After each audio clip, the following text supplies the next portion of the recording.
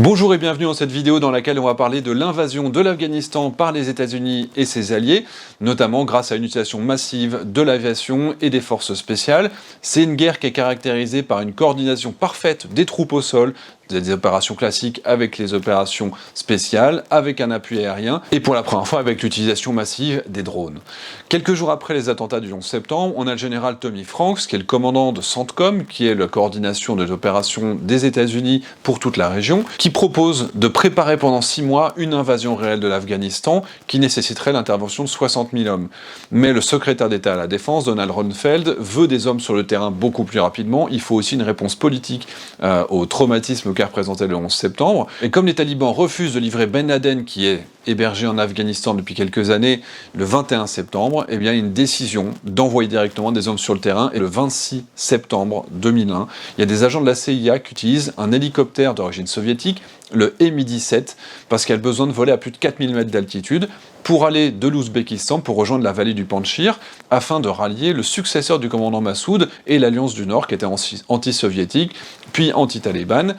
Et dans cette image, on voit les 8 agents de la CIA qui ont une cantine dans laquelle ils vont avoir 3 millions de dollars en petites coupures. Et cette action, elle a été rendue possible en particulier par la France et le service action de la DGSE, qui était le seul service qui avait été encore capable de maintenir un lien avec le commandant Massoud, qui avait été du coup assassiné au début du mois de septembre 2001, avec cette base permanente au Tadjikistan voisin. Et à partir de 1998, le commandant Massoud, l'Alliance du Nord et ses forces sont une source première d'informations sur le développement de l'Al-Qaïda en Afghanistan, qui a évidemment cette volonté terroriste internationale qu'on a malheureusement observée par la suite. Dans tous les cas, une fois que l'Alliance du Nord est sécurisée, qu'elle est d'accord pour travailler avec les Américains pour reprendre le territoire, il y avait encore des appuis, des rebelles, des opposants un petit peu partout sur le territoire, mais c'est vraiment la zone qu'ils maîtrisaient encore totalement, eh bien il y a le début des reconnaissances aériennes le 5 octobre, avec en particulier l'utilisation du Lockheed U-2, qu'on appelle le Dragon Lady, qui a volé à partir des années 50 et qui a une capacité de voler au niveau de vol 700, c'est-à-dire 70 000 pieds, 2 fois plus haut que les avions de ligne classiques. L'intérêt, c'est évidemment qu'à l'origine, il était hors de portée de tous les missiles qui pouvaient exister dans le bloc de l'Est, il était indétectable pour les radars, et on dit même que l'écart entre sa vitesse maximale et sa vitesse de décrochage minimale est seulement de 10 nœuds, donc on est vraiment sur une tête d'épingle.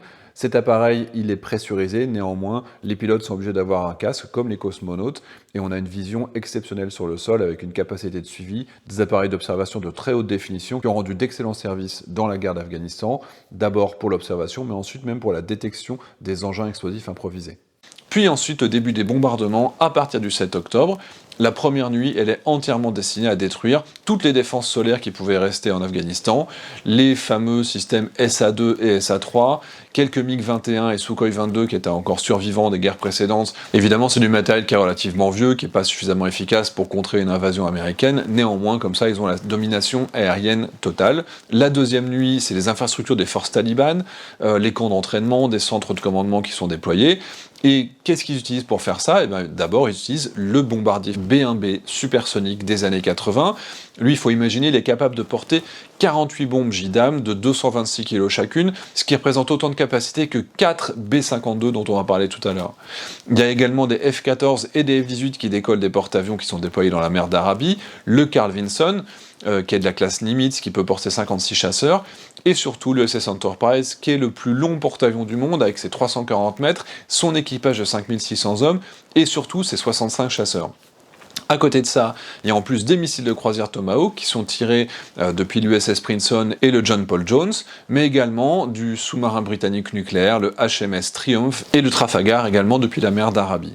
Une fois qu'on est sur le terrain, il y a aussi d'autres éléments, on ne peut pas simplement balancer des bombes, il faut être un petit peu plus précis quand on touche notamment des centres névralgiques avec des gens à bord, et c'est là qu'on va avoir l'arrivée des avions de commandement et de bombardement, notamment le C-130 Spectre.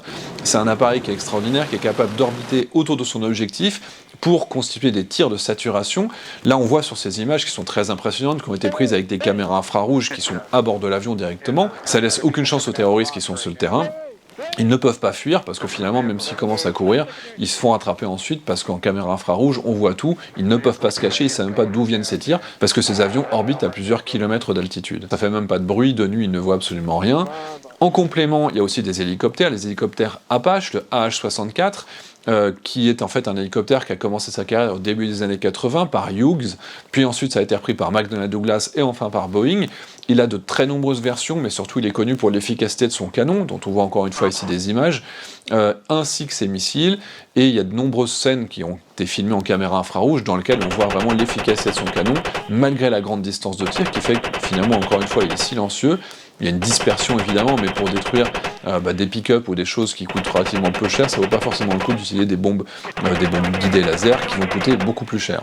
Ce qui est également intéressant de constater, c'est que chacune des 2009 bombes à guidage laser qui ont été larguées sur ces 8688 sorties dans cette première phase de la guerre, chacune de ces bombes, en 2001, avait la même efficacité, le même résultat que 176 bombes balancées au Vietnam ou que 9000 bombes dans la Deuxième Guerre mondiale. Donc on est vraiment sur une efficacité qui est très importante, ça réduit les pertes autour, et puis ça évite d'avoir besoin de beaucoup plus d'avions, et c'est pour ça que les chiffres sont toujours relativement faibles, 2-3 bombardiers, alors qu'évidemment à l'époque de la Deuxième Guerre, il en fallait des centaines de raids pour atteindre certains objectifs. À partir du 19 octobre, commencent les opérations aéroterrestres, et notamment avec deux objectifs. Une piste d'atterrissage qui va s'appeler l'objectif Rhino, et la maison du Mola Omar qui s'appelle Gecko, qui se trouve relativement proche. Ces deux objectifs sont dans le sud du pays et ils se trouvent à 200 km au sud de Kandahar. Donc pour préparer le terrain, il y a d'abord le fameux bombardier furtif B-2A Spirit. C'est un bombardier stratégique qui est capable de faire des vols de plus de 50 heures. Il a un revêtement anti-radar qui est si fragile que l'avion doit être parqué dans des hangars spécifiquement pressurisés pour lui. Et au moment où il y avait le plus de difficultés sur sa maintenance, il fallait 124 heures de maintenance pour 1 heure de vol, c'était à la fin des années 90, ça s'est beaucoup amélioré par la suite, et d'ailleurs je vous ai parlé récemment du B-21 Raider qui est en préparation, qui doit être son successeur. Et à quoi ça sert d'avoir des bombardiers aussi spécifiques pour bombarder des talibans qui ont même plus de système solaire? C'est aussi que les pays alentours n'ont pas encore ouvert leur espace aérien. Le Tadjikistan, l'Arménie, etc. Ces pays vont autoriser le survol de leur territoire beaucoup plus tard. Donc aujourd'hui, il faut aussi que les Américains traversent ces pays sans se faire repérer, parce qu'ils n'ont pas l'autorisation de le faire, mais évidemment, ils se donnent ce droit-là, puisqu'ils ne peuvent pas se faire détecter avec des bombardiers stratégiques aussi efficaces. Et donc, cette préparation qui se fait avec ces bombardiers stratégiques, elle est suivie par le largage de centaines de Rangers, et vous avez 200 Rangers qui vont être parachutés par 4 Lockheed MC-130H, le Combat Battalion 2, qui est fait pour le parachutage notamment de Rangers de l'US Army, mais également l'exfiltration de commandos, le ravitaillement, et là, ce largage va avoir lieu à seulement 240 mètres d'altitude, ce qui permet d'éviter une dispersion des hommes quand ils sont au sol, et puis évidemment de ne pas avoir le temps de se faire tirer dessus pendant la descente, même si ça se fait de nuit, c'est toujours un petit peu compliqué. Et on a également pour les soutenir l'AC-130 Spec dont on a parlé tout à l'heure. Pour rentrer un petit peu dans le détail, ce gunship, il est vraiment dédié à la contre-guérilla, et il a des capteurs qui sont capables de traquer les combattants et les véhicules au sol, et ensuite avec ses 4 canons de 20 mm et de 40 mm, plus ses obusiers de 105 mm, il est capable de suivre une cible pendant très longtemps, et quand un chasseur bombardier est limité à 4 munitions, puis il y a vraiment des passes canons qui ne sont pas forcément très précises, le Spectre, il va rester en orbite autour de sa cible jusqu'à sa destruction complète. Le deuxième objectif de cette mission, c'est Gecko, c'est la maison du Mola Omar. Il y a une préparation qui se fait avec la version commando du Black Hawk, qui est très lourdement armée, qui s'appelle le MH-60L, qui permet une destruction importante de tout ce qui va se passer sur le terrain, et ce qui facilite également l'arrivée de l'assaut héliporté des Delta Force, et ces 91 soldats qui vont se trouver dans 4 MH-47D, qui sont partis du porte-avions USS Kitty Hawk en mer d'Arabie, c'est-à-dire que cet hélicoptère, le Chinook, qui est un gigantesque hélicoptère de transport lourd, qui est capable de déposer les commandos, y compris avec leurs véhicules, par exemple les Humvee et les Polaris. Ces hélicoptères vont réaliser un raid à plus de 2000 km de distance, ils vont réaliser 15 heures de vol de suite, c'est le plus long raid héliporté de l'histoire, notamment grâce à leur perche de ravitaillement en vol, contrairement aux hélicoptères habituels qu'on a dans les troupes régulières. Donc les forces spéciales, c'est simple, quand on parle de leurs hélicoptères, il y a toujours un M devant leur nom. C'est pour ça qu'on parle du MH-60, du MH-47. Ces appareils ont un M devant et donc ils ont des perches de ravitaillement et des équipements qui leur sont spécifiques. En tout cas, les hélicoptères, une fois qu'ils sont arrivés sur place, ils déposent les hommes et surtout ils vont avoir la possibilité d'aller se ravitailler sur Rhino où les C-130 se sont posés, ont déposé du carburant. Le Mola Omar n'est pas présent à ce moment, mais il y a beaucoup de documents qui sont récupérés par les Delta Force qui s'exfiltrent et qui repartent évidemment dans l'autre sens relativement facilement. Il y avait une résistance mais qui est facilement dépassée.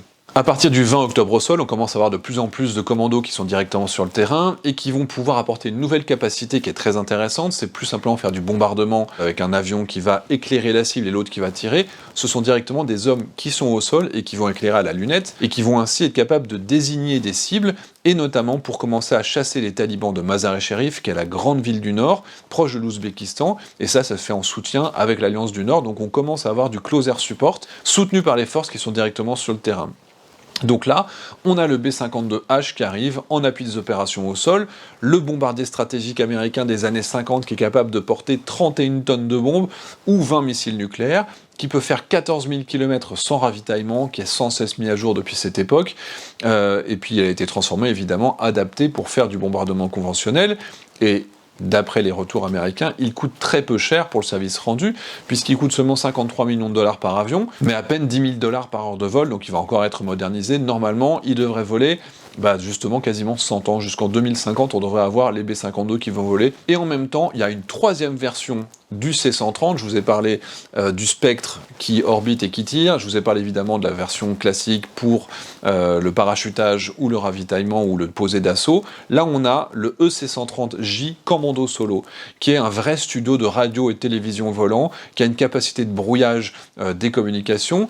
Et son objectif, c'est d'amener les combattants ennemis à déposer les armes et aussi à acquérir l'adhésion de la population. Donc aussi pour ça, pour le côté population, il y a l'envoi de vivres, il y a l'envoi même de radios, parce que la population n'est pas forcément équipée. Et donc ils vont envoyer des récepteurs pour pouvoir simplement informer la population de ce qui est en train de se passer, leur dire qu'ils vont bientôt être libérés. Et c'est quelque chose qui marche bien puisqu'on commence aussi à avoir des rébellions anti-talibans. Il y a également des tracts qui sont envoyés en très grand nombre, notamment en promettant une prime de 25 millions de dollars pour la capture de Ben Laden. En tout cas, l'Alliance du Nord continue à progresser. Le 23 octobre, ils sont aux alentours de Kunduz. Et là, il y a même des F-18. Il faut imaginer, Kunduz, c'est tout à fait au nord. Et il y a des F-18 qui décollent du porte-avions américain, qui vont directement sur place pour faire du close air support et qui appuient, du coup, les troupes qui avancent pour détruire en particulier des véhicules talibans. Ils ont des tanks, ils ont des blindés. Et se cassent ce close air support, c'est-à-dire en fait les opérations aéroterrestres pour appuyer les opérations au sol. Il est aussi assuré par le F-14 Tomcat, qui est l'avion embarqué par excellence de cette époque-là. C'est l'avion qu'on a dans Top Gun.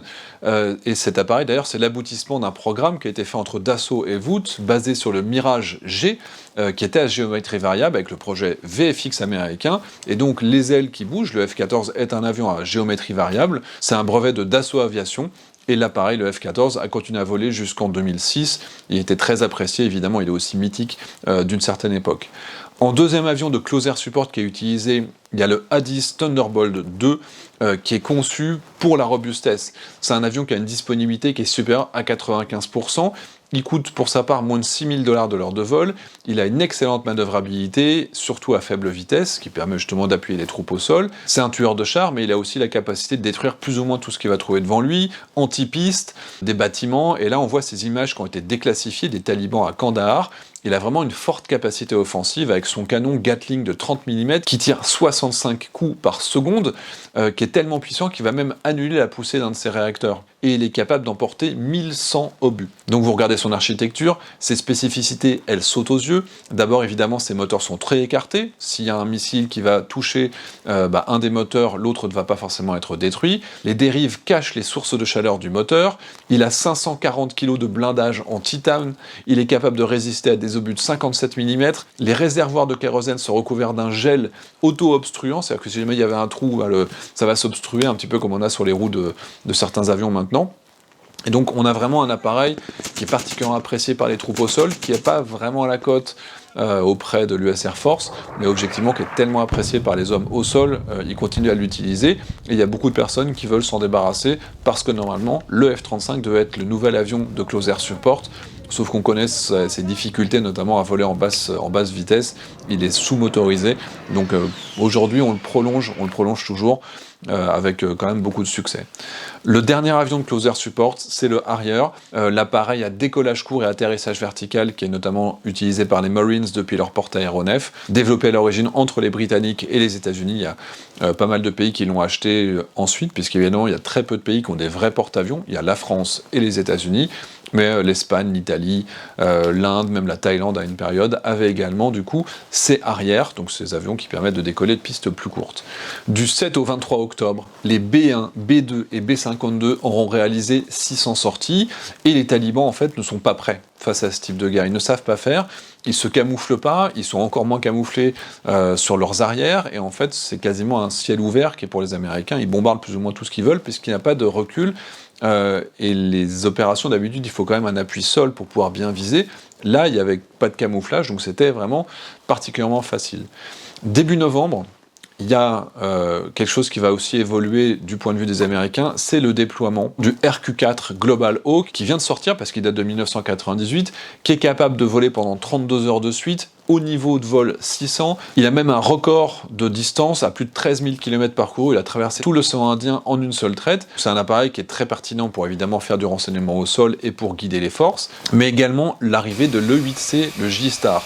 Le J-STAR, ça veut dire le Joint Surveillance Target Attack Radar System, qui est en fait un avion de Northrop, qui est basé sur un vieux Boeing 707, qui est équipé pour détecter les mouvements des véhicules ennemis.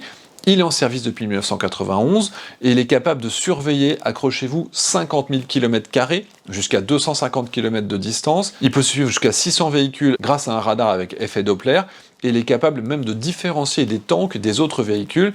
Et ce système est encore aujourd'hui utilisé et il sera en activité au moins jusqu'en 2023. Il y a une compétition qui a lieu en ce moment.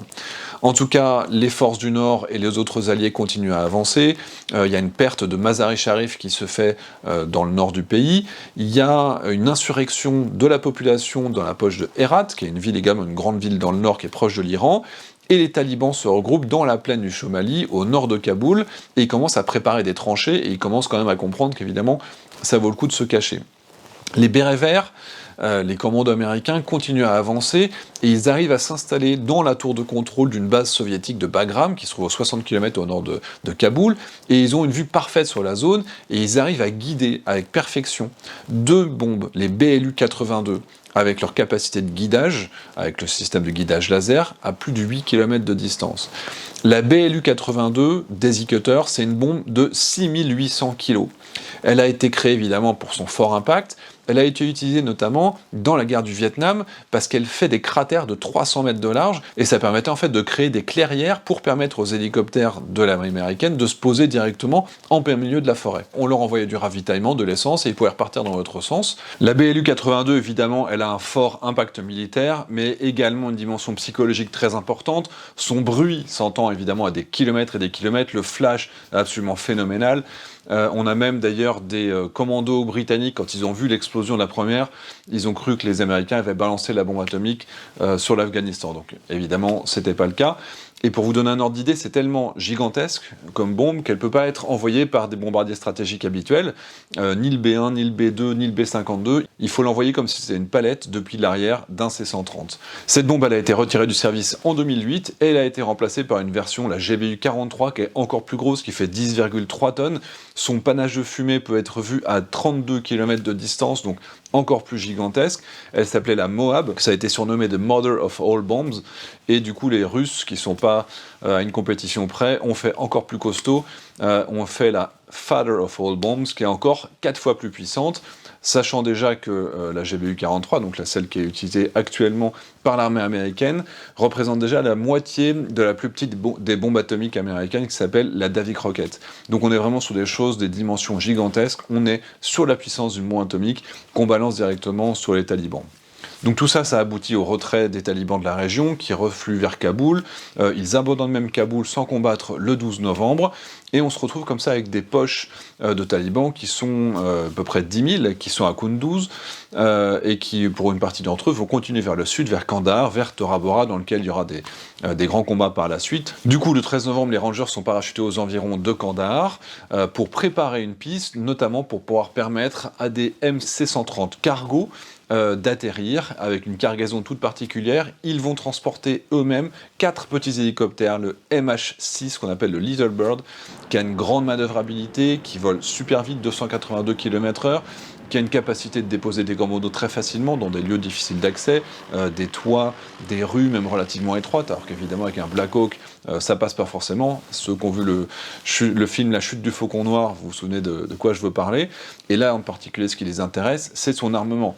Il y a 4 canons rotatifs, 2 de 12,7, 2 de 7,62, plus des paniers à roquettes, plus des missiles. Et là, il va avoir 2 objectifs. D'abord, il va aller détruire des bâtiments sur l'objectif qu'on va appeler Wolverine. Il revient, il ravitaille, il se réarme et ils repartent sur un deuxième objectif qui s'appelle Raptor. Et donc, ils reviennent, on les remonte dans les C-130, ils redécollent, ni vu ni connu. Ils ont eu un effet, un impact sur le sol avec une grande précision, beaucoup plus important que si on avait envoyé des soldats au sol, au front, au contact, on aurait eu beaucoup plus de morts, et sans avoir de dommages collatéraux, comme ça aurait pu être le cas si on avait envoyé évidemment des bombes directement dans une ville. Dans le nord, on a cette poche de Kunduz dans laquelle on a toujours des milliers de talibans qui sont présents et qui ne veulent pas se rendre. Et on a quelque chose qui aurait dû être un scandale mais qui n'a pas été connu. Le président pakistanais appelle le président Bush et dit bon, en fait, désolé, dans la poche de Kunduz, il y a quand même des gars à nous, parce qu'en fait, le Pakistan soutient les talibans depuis un sacré bout de temps. Il y a eu un double jeu qui a continué même après la chute des talibans. Et donc, le président pakistanais demande simplement la possibilité d'organiser un pont aérien pour exfiltrer ces hommes de Kunduz et les ramener au Pakistan. Et puis les Américains vont accepter, sauf qu'ils vont en réalité prendre des milliers, entre 1000 et 2000 personnes auraient été exfiltrées, dont des hauts cadres talibans, des agents du renseignement pakistanais, et également évidemment des gens d'Al-Qaïda. Les Américains avaient pensé tout simplement que cette alliance avec le Pakistan permettait d'être sympa, permettait de faciliter la reconstruction et la paix après la chute des talibans et du régime. On a vu ce qui s'est passé par la suite, évidemment, ces gens sont revenus encore plus énervés et on finit par la situation actuelle. En tout cas, tout ça, évidemment, ça nécessite des moyens, les militaires s'organisent, il y a des déploiements sur le sol, il y a des transports de troupes, et notamment le camp Rhino, dont on a parlé tout au début, qui était un des 2 premiers points sur lesquels on a eu des combats au sol, eh bien c'est devenu un centre logistique important. Il est donc au sud de Kandahar. Vous avez 10 C-130 par nuit qui vont s'y poser, ainsi que des C-17, donc le plus gros des avions américains de transport, qui peut se poser sur des pistes non aménagées, et qui va être capable, comme ça, début décembre, il aurait déjà amené 1450 tonnes d'équipement, plus des milliers d'hommes. Et parallèlement, on a également 162 sorties purement humanitaires pour délivrer 2,5 millions de rations alimentaires à la population, parce qu'à ce moment-là, on essaye encore de gagner les cœurs et les cerveaux et tout le monde pour que tout le monde se rejoigne cette coalition. Il y a eu des petits bugs à l'époque, je ne sais pas si vous vous souvenez, mais les rations alimentaires étaient jaunes et elles étaient de la même couleur que les sous-munitions non explosées qui étaient jaunes également, donc il y a eu quelques petits écarts de ce côté-là. Les Américains, évidemment, ils sont au sol, mais en réalité, ils ne sont pas seuls, parce que cette logistique, elle est en train de se mettre en place. Il y a les forces spéciales norvégiennes, allemandes, les SAS britanniques, et il y a également les hommes du COS français, qui avaient acquis une excellente réputation, notamment après ce qui s'était passé à Sarajevo. Il faut savoir qu'il y avait à Sarajevo des snipers, et les hommes du COS avaient réussi à neutraliser les snipers au couteau, à l'arme blanche. En tout cas, les batailles se succèdent, les talibans reculent jusque dans les montagnes proches du Pakistan, et on approche de la grande bataille finale de Tora Bora, dans lequel ça avance tellement vite en fait que les Américains prennent aussi des milices locales, qui étaient dans l'opposition jusque-là, mais en fait qui profitent un petit peu de la situation pour se mettre avec les Américains contre les talibans. Et ces gens, on se rend compte qu'ils ne sont pas totalement super motivés, à tel point qu'ils rentrent le soir chez eux pour dormir entre 2 batailles, et du coup ils reperdent tout le territoire qu'ils avaient gagné dans la journée. C'est pas des soldats, très clairement, et ils n'ont pas de vision stratégique de ce qu'ils sont en train de faire. C'est un emploi, ils sont payés pour la journée pour aller se battre, et le soir, en fait, ils rentrent à la maison. À cette époque-là, dans les opérations terrestres, il y a jusqu'à 10 bombardiers par jour qui sont présents, 30 à 40 chasseurs, plus 4 AC-130 gunships, plus les hélicoptères, plus les bérets verts qui encadrent les forces qui sont au sol. Donc même si ces troupes locales, elles sont pas très fortes, pas très entraînées, contrairement aux hommes du Nord, ça avance quand même. Ils se retrouvent dans les montagnes. Et dans les montagnes, je vous ai parlé de la BLU 82, évidemment les montagnes, c'est compliqué parce que là, il faut y aller au commando dans des bunkers enterrés. La BLU-82, elle a un gros autre avantage, c'est que par son poids, évidemment, elle s'enfonce en partie dans la montagne, et que par son explosion, elle est capable, avec son souffle, de détruire totalement un souterrain. On voit ici une bombe qui explose, du coup ça donne l'impression que c'est à la surface, mais en fait on voit toutes les sorties du souffle qui prouvent que ce sont autant d'accès qui sont dissimulés dans la montagne, donc tous ceux qui ont pu s'y cacher sont tous morts, donc c'est quand même relativement facile. Le 12 décembre, le commandant tribal local, Zaman, il obtient un cessez-le-feu pour que les Américains arrêtent de bombarder, pour organiser une négociation, pour en fait obtenir la reddition des troupes talibanes. Ce qu'on apprendra beaucoup plus tard, malheureusement, c'est que c'était un piège. L'objectif principal, peut-être qu'il a été payé d'ailleurs pour ça, c'était de permettre la fuite d'Al-Qaïda et des talibans les plus hauts gradés vers le Pakistan.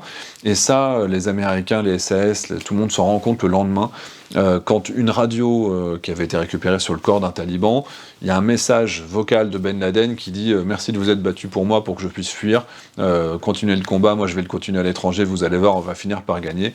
Et donc les Américains se rendent compte qu'ils ont été bernés par leurs alliés à ce moment-là. Ce n'est que la première d'une très nombreuse suite d'erreurs, d'appréciations sur leurs amitiés qu'ils ont fait sur le terrain. J'ai pas beaucoup parlé des drones, mais à cette époque, on avait également le MQ-1 Predator qui est sorti en 1995, qui porte 2 missiles anti-char Hellfire qui étaient déjà sur le terrain avec une bonne efficacité, et surtout son successeur, le MQ-9 Reaper, qui est certifié début 2001, et donc qui commence également à intervenir sur ce terrain. C'est tous deux drones qui sont de General Atomics. Celui-là, il est beaucoup plus gros, il vole beaucoup plus haut, il vole jusqu'à 30 heures, et surtout, c'est pas de l'observation, il porte 14 missiles air-sol ou des bombes guidées laser, ou alors guidées par GPS. Et il y en a un qui est pas très connu, c'est le très secret RQ-170.